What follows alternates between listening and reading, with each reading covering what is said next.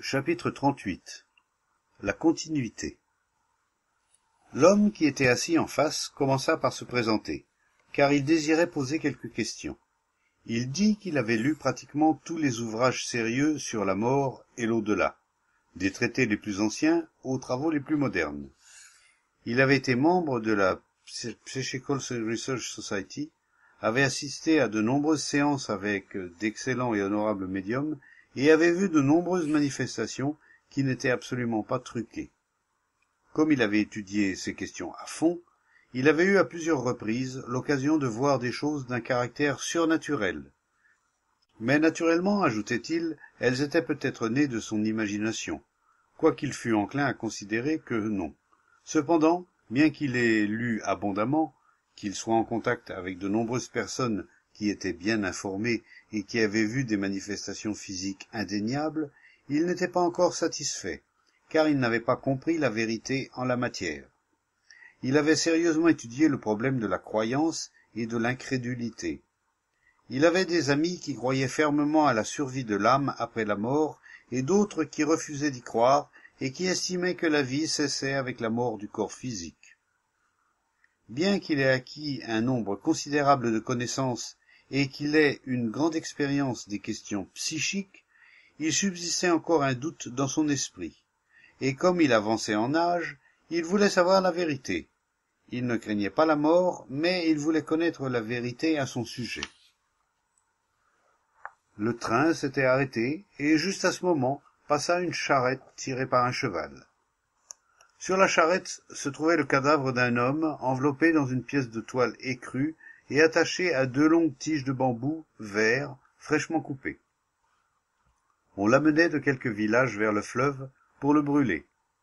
La charrette brimbalait sur la mauvaise route, le corps tressautait sous son linceul et la tête du mort rebondissait durement sur le plancher de la voiture à chaque cahot.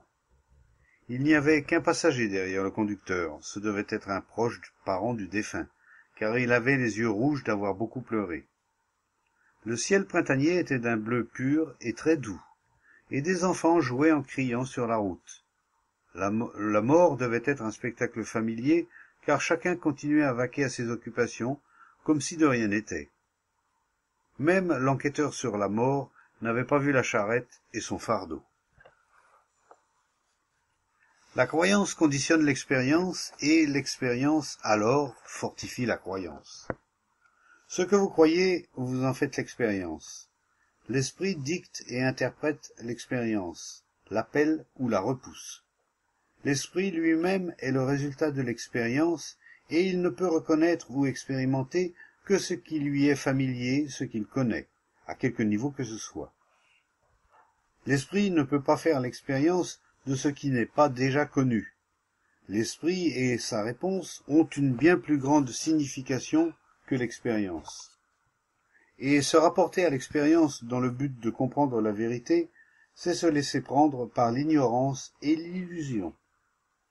Désirer faire l'expérience de la vérité, c'est refuser la vérité, car le désir conditionne, et la croyance est un autre vêtement du désir. Le savoir, la croyance, la conviction, la conclusion et l'expérience sont des obstacles à la vérité. Ils constituent le moi. Le moi ne peut pas être sans l'effet cumulatif de l'expérience. Et la peur de la mort est la peur de ne pas être, de ne pas faire l'expérience. S'il y avait l'assurance, la certitude que l'expérience est possible dans la mort, il n'y aurait pas de crainte. La peur n'existe que dans la relation du connu à l'inconnu.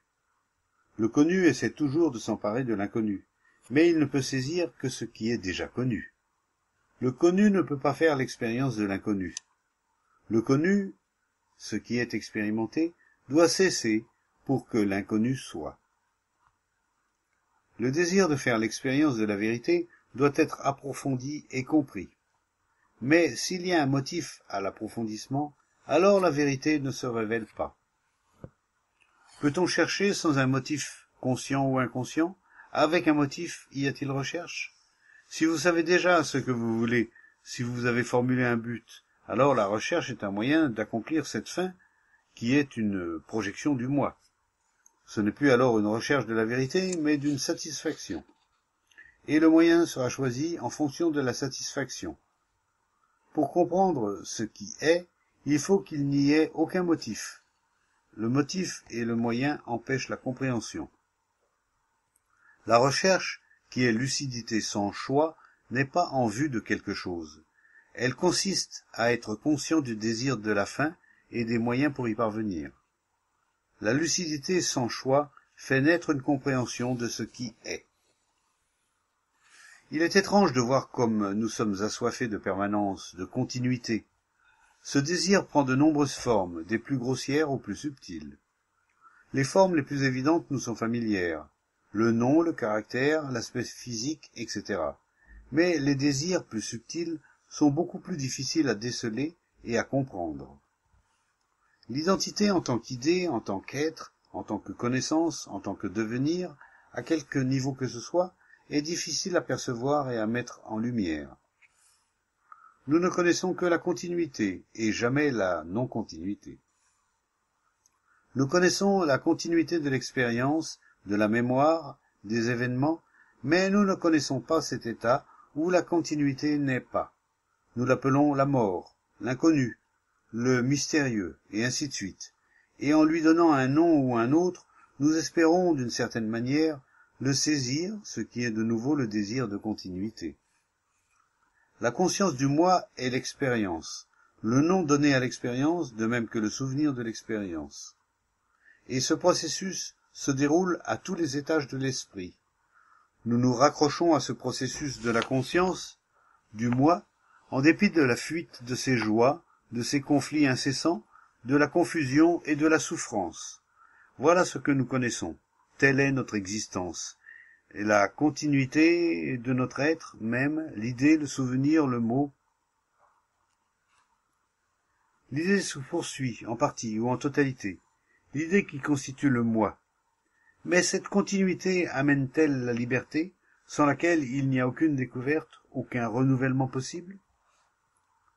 Ce qui a de la continuité ne peut jamais être différent de ce qu'il est, avec certaines modifications.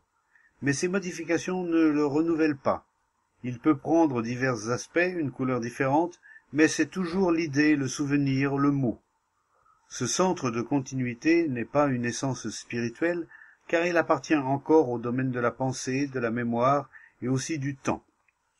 Il ne peut faire l'expérience que de sa propre projection, et c'est cette projection qui lui donne une continuité ultérieure. Ainsi, tant qu'il existe, il ne peut jamais expérimenter au-delà de lui-même. Il doit mourir. Il doit cesser de se donner à lui-même une continuité par l'idée, le souvenir, le mot. La continuité est une décomposition, et il n'y a de vie que dans la mort. Il n'y a renouvellement qu'avec la cessation du centre. Aussi, la renaissance n'est pas continuité.